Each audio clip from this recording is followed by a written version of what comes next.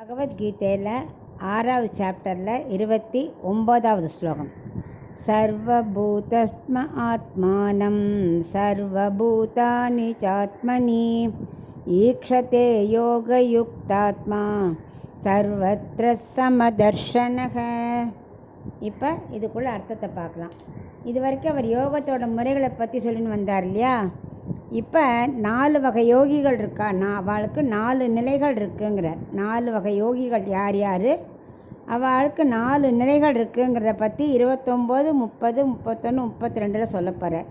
இப்போ நம்ம 29 முதல் இதை மட்டும் பார்க்க போகிறோம். இப்போ கோபுரம் இருக்கு இல்லையா, அது அடிப்பாகம் எப்போவுமே ரொம்ப அகலமாக இருக்கும், மேலே போக போக குறுகிடும். ஏன்னா அதே மாதிரி தான் யோக நிலையில் கீழே நிறையா பேர் யோகம் பண்ணுறேன்பா. பட் ஆத்ம சிந்தனை வளர்ந்து நல்ல யோகத்தை சித்திக்கும் போது ஆட்கள் கம்மியாயிடும். எல்லாராலையும் அந்த லெவலில் ரீச் பண்ணுறது கஷ்டம். இப்போ கிளாஸே எடுத்துக்கோங்களேன். சின்ன கிளாஸில் நிறைய ஸ்டூடெண்ட்ஸ் இருப்பாள். காலேஜ் வரைக்கும் கொஞ்சம் குறையும், ஹையர் ஸ்டடீஸ் வரைக்கும் இன்னும் கொஞ்சம் குறையும். அதே பிஹெச்டினா 5-6 பேர் தான் இருப்பாள். ஏன்னா எதுவுமே மேலே போக போக போக போக அந்த அறிவு எல்லாராலையும் கிரகிச்சுட்டு அவ்வளோ பண்ண முடியாது.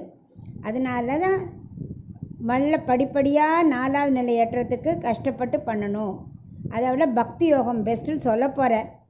ஆனால் இப்போ ஃபஸ்ட்டு சொல்ல போகிறது யோகத்தோட முதல் நிலை, யோகிகள் எப்படி இருக்கணும் அப்படின்னு. அதாவது யோகத்தை பழகிறா இல்லையா, அவள் என்ன பண்ணணும், நெஞ்ச ஆத்மாலே செலுத்தணும் சொன்னா இல்லையா. செலுத்தினா அவள் என்ன பண்ணுவா, எல்லாரையும் சமமாக பார்க்க ஆரம்பிச்சிருவா. சமம்னா வெளித்தோற்றத்தினால இல்லை, வெளித்தோற்றம் எப்போவுமே எல்லாருக்கும் டிஃப்ரென்ஸாக தான் இருக்கும். ஆத்ம ஞானம் உள்ள ஆத்மா எல்லாருக்கும் சமமாக தானே இருக்கும். எல்லா ஆத்மாக்களும் ஞானம், ஆனந்தம், அறிவு, பகவானுக்கு நான் அடிமைங்கிற சேஷத்துவம் இதெல்லாம் ரீச் ஆகணும். அப்போ தான் ஆத்மாவை இன்னொருத்தரோட ஆத்மாவை நம்ம ஆத்மாவை சேம்ங்கிற நிலைமை வரும். அப்படி பார்த்தா ஆத்ம ஞான வடிவமான ஆத்மாவை நம்ம மற்ற ஆத்மாக்களையும் பார்க்கணும், மற்ற ஆத்மாக்களையும் நம்மளை சமமாக பார்ப்பா. ஏன்னா ஆத்மாவில் நோ டிஃப்ரென்ஸு, எல்லாம் சேம் தான். வெளி தோற்றத்தில் தான் நீ வேற நான் வேற அப்படிங்கிறோம்.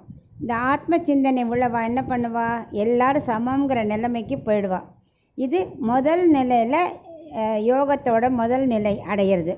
அதுக்கு என்ன வேணும், ஆத்ம ஞானம். அது கிடச்சதுன்னா ஆனந்தம் வந்துடும். அது பகவானுக்கு நான் அடிமைங்கிற தன்மை வந்துடும், அந்த அறிவு வரும் அப்படின்னு இந்த 29வது ஸ்லோகத்தில் முதல்ல சொல்கிறார். முதல் நிலையை பற்றி சொல்கிறார்.